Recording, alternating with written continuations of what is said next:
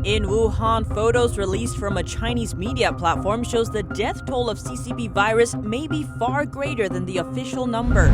A fight involving thousands erupted on a Chinese bridge today as residents from the epicenter barred entry by a neighboring province, even though travel restrictions have been lifted. The U.S. now has more reported cases of the CCP virus than China, and China has been claiming 0 new cases in Wuhan for several days. So is it true that the situation in the U.S. is worse than China? The motion is adopted. On Capitol Hill, cheers erupting in the House as the chamber passes a $2 trillion emergency aid bill. And professors in Taiwan have developed a screening test that can detect asymptomatic patients as fast as 30 seconds. A medical expert tells us more. Welcome to China in Focus. I'm Tiffany Meyer. The U.S. has ramped up its testing recently. It's now doing between 50 to 70,000 tests per day. New York State alone makes up 10,000 of them. But while the number of new cases is rising slowly in China, there's evidence the regime was limiting the number of available tests during its peak. In early February, when the outbreak was most severe in Wuhan, a medical worker said they were only allowed 2,000 test kits for all of the city's hospitals. People close to the matter said Chinese authorities were manipulating the numbers by controlling the distribution of test kits. Also, leaked documents show that on March 14th, there were at least 91 confirmed cases in Wuhan alone, but official figures only show 4.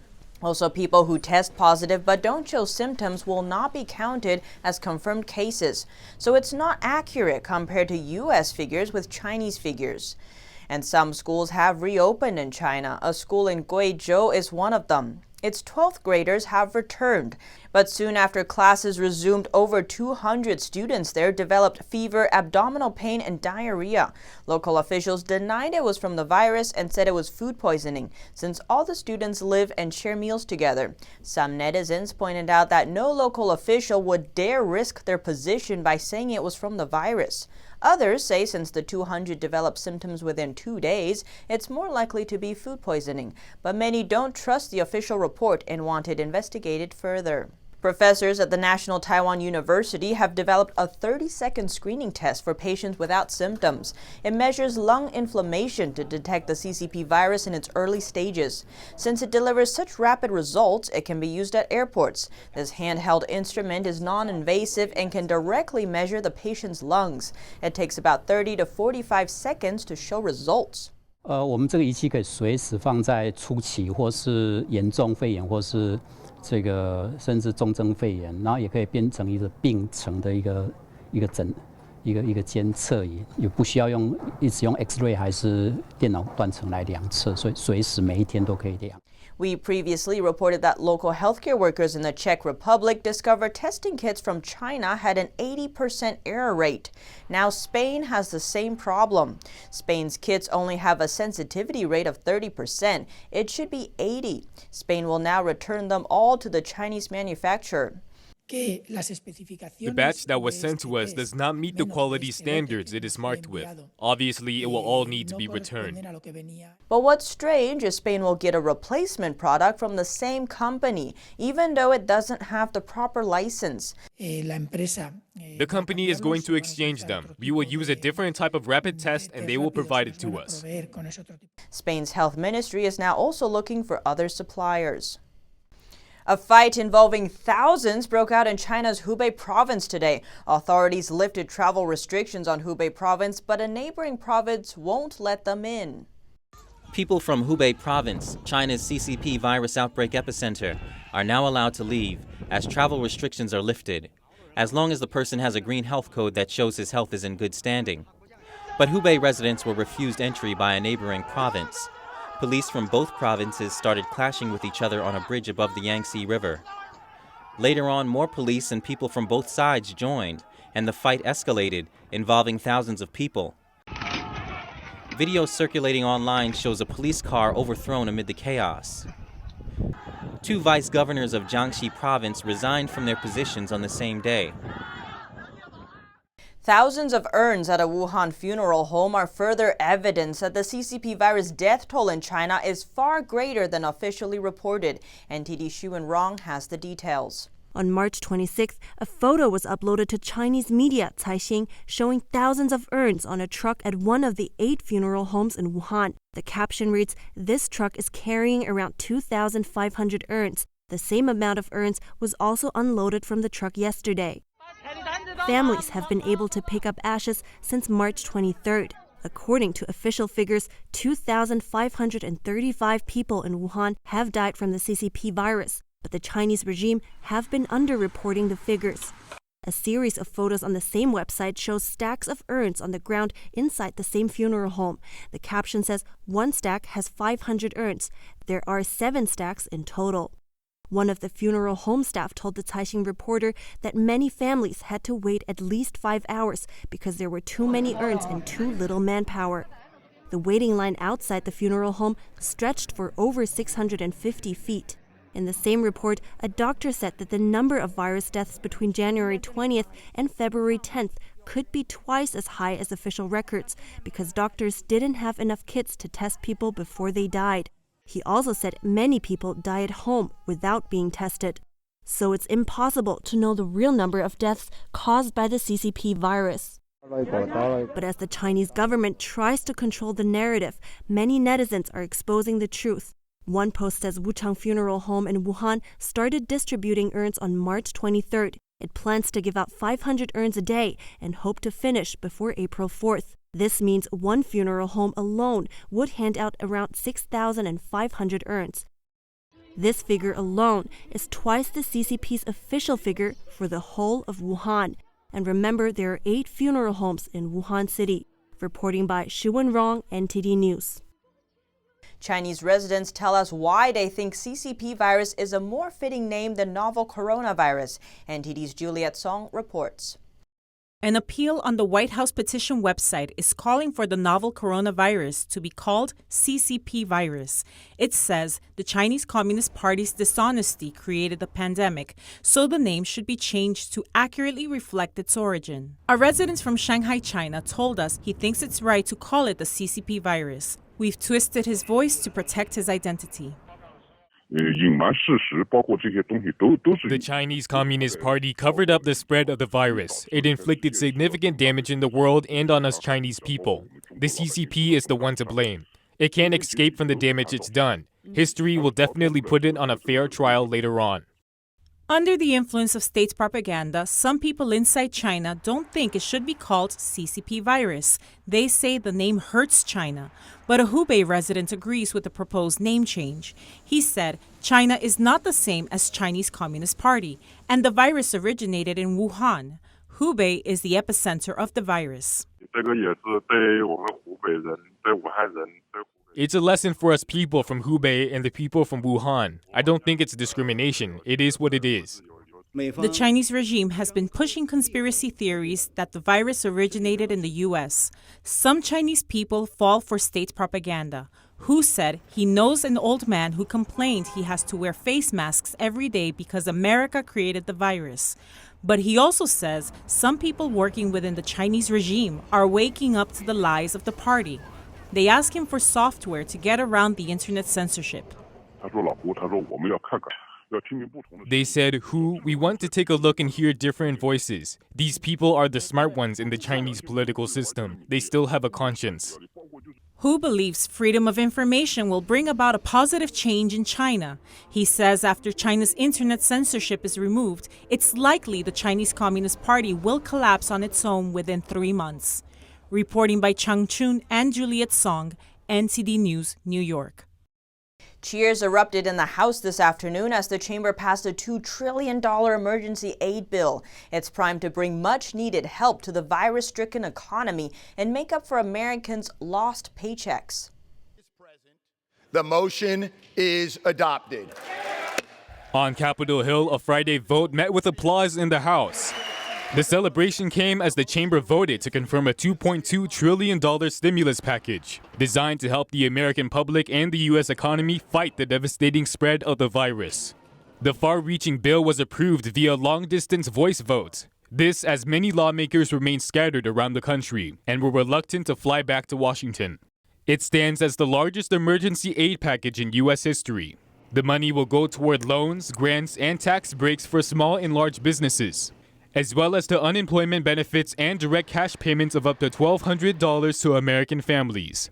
Billions will also be sent to the nation's overwhelmed healthcare system. The decision comes after an unusual tactic by Kentucky Representative Thomas Massie, who tried to force a roll call vote and voiced his disapproval of the bill. I came here to make sure our republic doesn't die by unanimous consent in an empty chamber, and I request a recorded vote. With many congressmen absent, it could have delayed approval. But the presiding officer, Representative Anthony Brown, ruled that there was no need for one. An insufficient number having risen, a recorded vote is refused. President Trump later tweeting that Massie just wants the publicity. He called the vote a great win for the House, but suggested lawmakers throw Massie out of the Republican Party. Well, thank you all very much. It's a very important day. I'll sign the single biggest economic relief package in American history, and I must say, or any other package. The president explained the bill is twice as large as any relief ever signed. He said it stands at $2.2 trillion and may go higher. It's set to deliver urgently needed relief to the nation's families, workers, and businesses. Trump says the funds will keep small and large businesses strong, which keeps America strong. New York officials say nearly 150 people died overnight from the CCP virus infection. Among them is the first reported death from the New York Police Department. NTD's Melina Weisskopf has more on the situation in New York. As New York continues to see the number of CCP virus infections grow and more deaths from it, more states are requiring anyone coming from New York to self-isolate for 14 days. States like Florida, Texas, Rhode Island, and Arkansas are threatening to fine anyone who doesn't isolate themselves after arriving from New York. New York's death toll now reaches over 500. The length of time people are on the ventilator is increasing. And the more it increases, the higher the level of deaths will increase. And again, we expect that to continue to increase. Right now, the state has a stockpile of ventilators that are to be used in the future as needed. The president is urging the state to distribute those ventilators to the hospitals. Posting in a tweet Friday, thousands of federal government ventilators found in New York storage. NY must distribute now. Also from the federal government is the U.S. Comfort medical ship, set to arrive in New York City on Monday, which will provide 1,000 more beds. In addition, New York just opened 4 makeshift hospitals with 1,000 beds each. Cuomo is asking the president's permission to open 4 more makeshift sites. I want to have one in every borough. I want to have one for the Bronx, Queens, Manhattan, Staten Island, Brooklyn.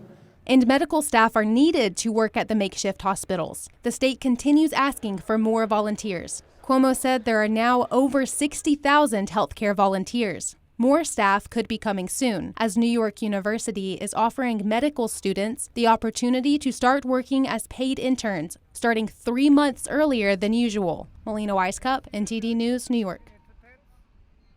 And New York City Mayor Bill de Blasio said on Friday morning the city could stay in lockdown mode until May. And in Brooklyn, a shipyard has been converted into a face shield factory. Several companies are looking to make over 100,000 face shields for healthcare workers.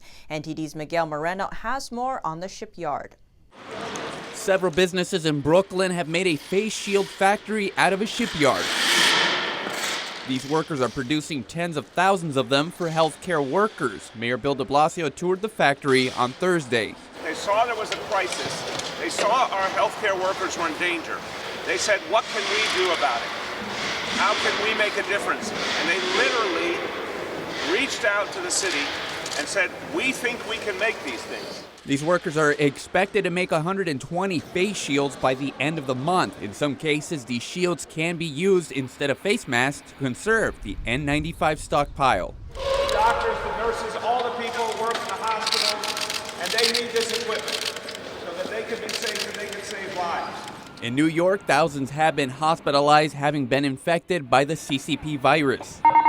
Other companies at the shipyard have transformed their businesses to conform to the pandemic, like Kings County Distillery, originally made bourbon, now making hand sanitizer. Miguel Moreno, NTD News, New York. State and city leaders are giving updates on the CCP virus situation in their areas and announcing the efforts they are making to contain the pandemic. State and city leaders are giving updates on the CCP virus situation in their areas. Washington, D.C. Mayor Muriel Bowser gave a tragic update about a staff member. A member of my team who worked in the Office of Legal Counsel recently tested positive for COVID-19, and he passed away this morning. The governor of Alabama had updates from the state while stressing the reality of the pandemic. As of this morning, 538 people in Alabama have been diagnosed. 3 Alabamians have passed due to complications. She also said that she authorized activation of up to 100 Alabama National Guardsmen to help with state efforts. Rhode Island Governor Gina Raimondo announced the state's travel quarantine rules. Anyone returning to Rhode Island after traveling from New York to Rhode Island by any mode of transportation, so that includes plane, train, automobile, bus, however you get here, must be in quarantine for 14 days. She announced a special rule for travelers coming from New York that includes self-quarantine for all modes of transportation, not just air travel. The USNS Mercy Hospital ship also arrived in Los Angeles on Friday to help with overwhelmed local hospitals. The state of Louisiana sees a skyrocketing of virus cases. Some suspect it's due to the state's Mardi Gras celebration last month, which brought domestic and international visitors to the state.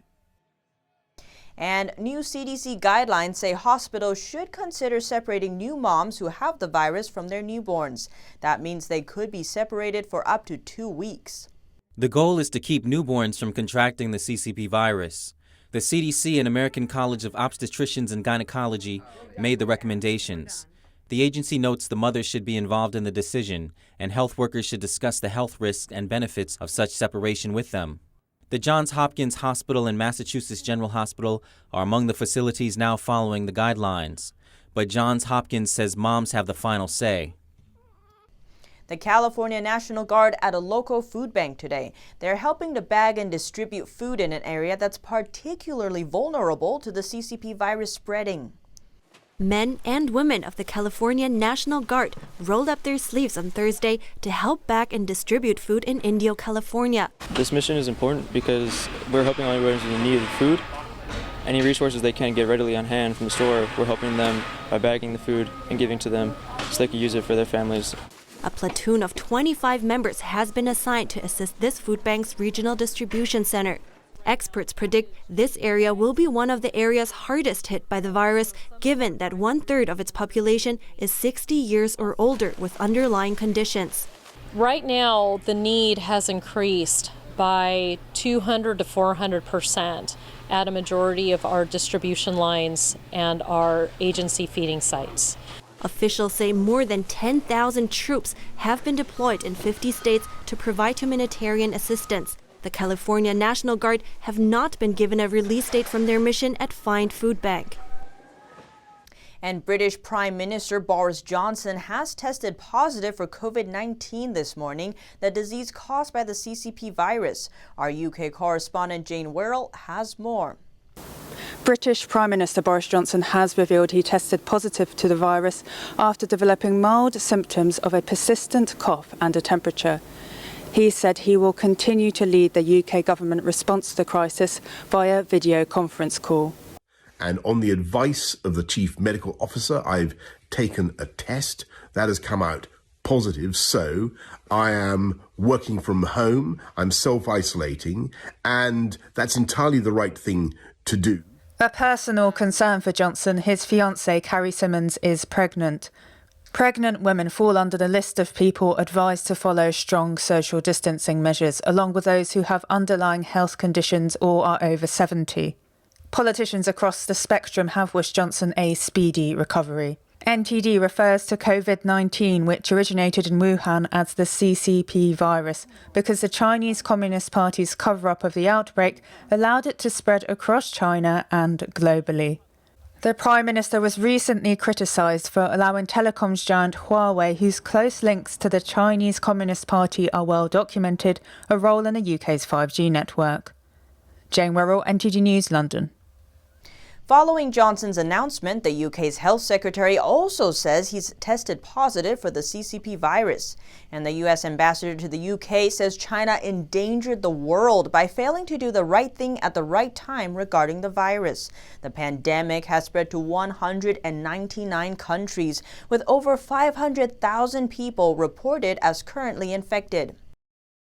U.S. Ambassador to London, Woody Johnson, puts the blame on China for telling lies about the CCP virus, commonly known as the coronavirus. He said these lies began when the regime suppressed information about the outbreak. He said the Chinese Communist Party, or CCP, knew a SARS-like virus had emerged in the city of Wuhan in December. He said at that stage, the regime should have notified World Health officials quickly because of the potential threat to other countries. Johnson says this was an obvious obligation, but one that the CCP failed to do. He added that had China done the right thing at the right time, it could have saved lives. There are over 24,000 deaths from the CCP virus recorded worldwide, but the number of virus-related deaths in China are likely much higher than what's been reported. Currently, over 500,000 people have tested positive to carrying the virus, but that doesn't account for potentially thousands around the world that have not been tested and are in self-quarantine at home. Johnson also criticized Chinese regime officials for spreading false accusations that he called dangerous propaganda.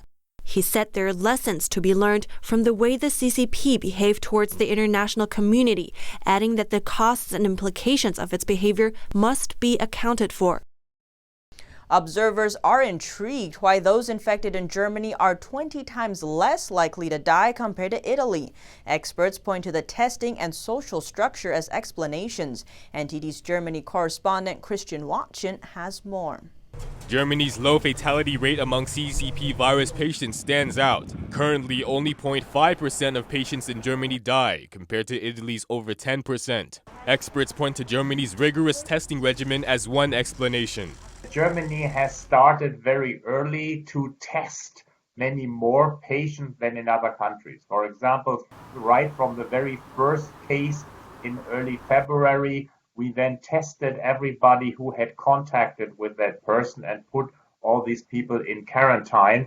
With more testing, you get a more accurate picture. That means there are probably many more undetected cases in Italy. If you only test people with symptoms, you miss all the people with the mild courses of the disease, and then you have a worse picture of the true situation. Today, Germany announced it will expand its testing capabilities. Last week, it did up to 500,000 tests. Another explanation for Germany's relatively low fatality rates may be found in the different social structures in Europe. Those countries where this is more prevalent, that you have these multi-generational homes, these enlarged families living together, there you see higher case fatality rates. In Italy, it's common for grandparents to provide childcare, and twice as many Italians live with their parents.